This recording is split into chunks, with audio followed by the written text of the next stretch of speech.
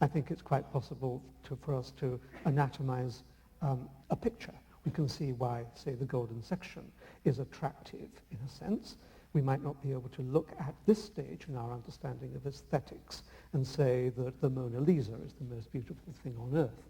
But at least we can begin to analyze our perception of beauty. But you will only get a full appreciation of the of aesthetics and religious belief and all that other stuff when one has a full understanding of consciousness, which is the most important, outstanding problem in current science.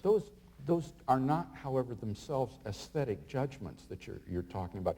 Those are judgments about why we perceive something to be beautiful and ugly, but that is not itself an aesthetic judgment. It's like the ethical. I think it's quite possible to build a machine that decides whether a particular chord is pleasant or unpleasant. But you'd have to instruct the machine. No, you wouldn't. You would have to train it, just as we are trained, just as we live up in a world full of Western music and a Japanese grows up in a world full of Eastern music. Yeah, so you actually change by a kind of neuronal network. We're instructed by conventional arrangements. Yeah, but aesthetics is largely convention. Just as ethics is largely convention. Those are statements which are not scientific statements.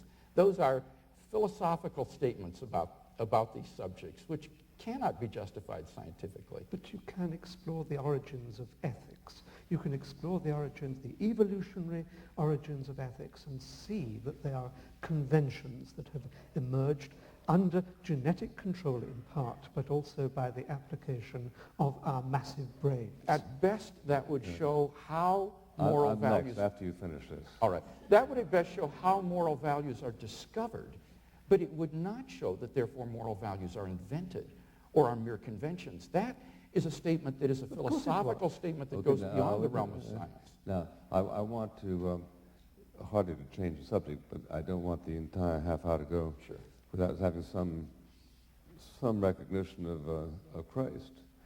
Now, David Hume, as we all know, said that it is easy to believe that human testimony has erred and that the laws of nature were suspended. Now, he said that athwart X amount of evidence, that the laws of nature have been suspended. You cited some instances of it. Let me ask Dr. Atkins this. Does your rooted position require that under no circumstances should the laws be suspended, so that, for instance, the recorded testimony of 100 scientists at Lourdes, that certain inexplicable cures actually happen, inexplicable by the laws of nature.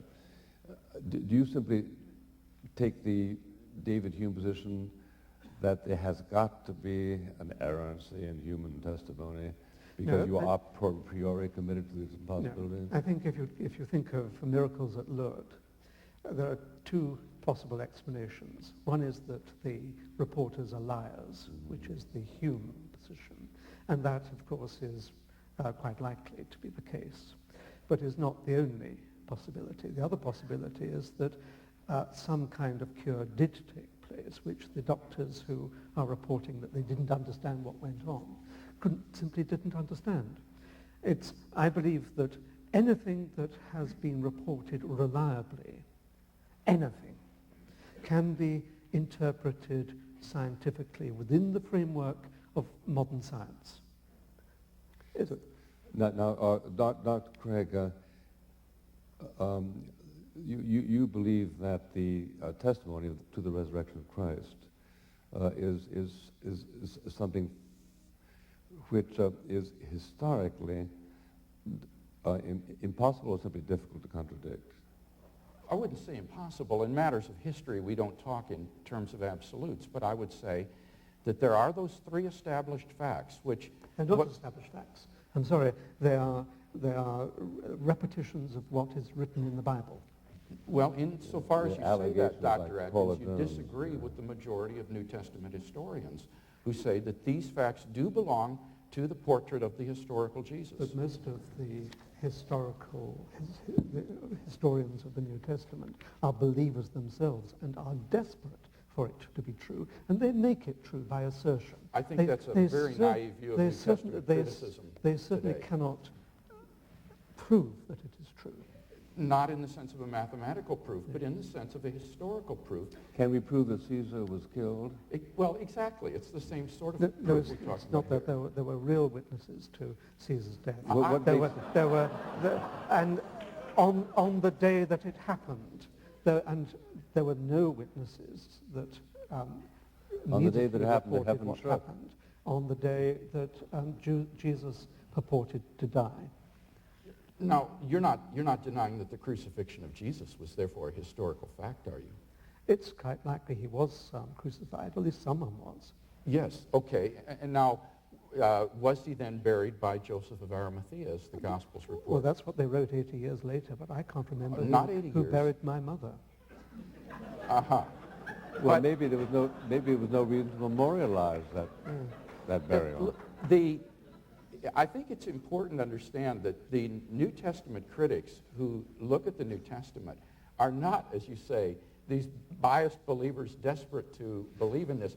German New Testament criticism, which I have done my doctoral work in, is enormously skeptical and enormously influenced by the same anti-miraculous presuppositions that you evinced.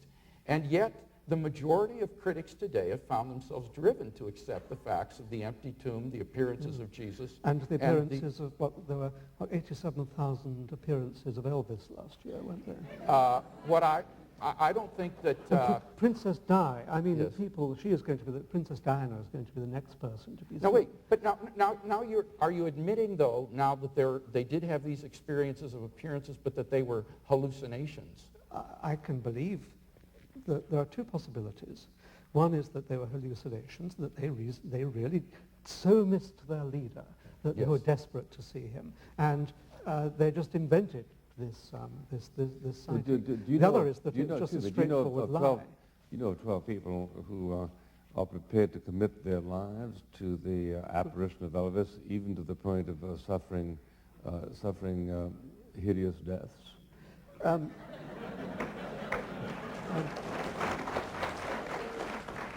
I think that and I note your impartiality in this debate, it's very impressive.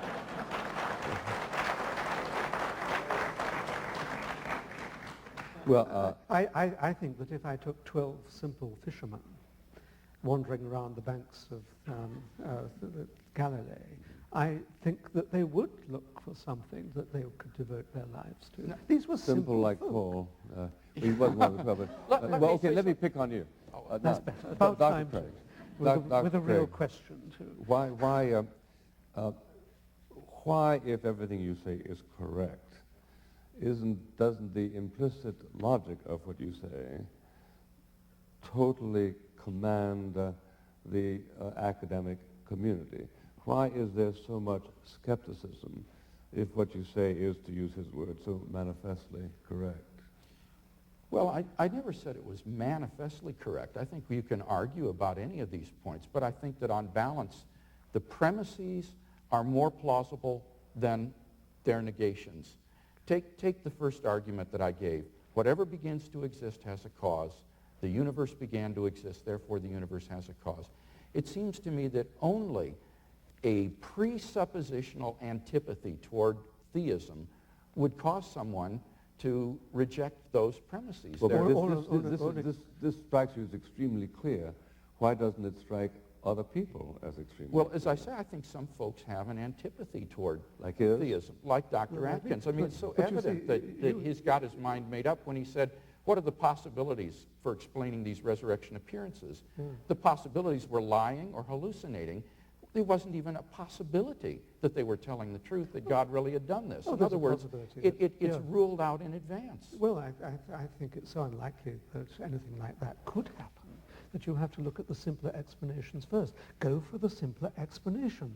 Only if the simpler explanation fails and is explicitly shown to fail, go to the more complicated I one. agree. I agree entirely with that. But And the breakdown of the laws of nature by the intrusion of the finger of God is not a simple way of proceeding.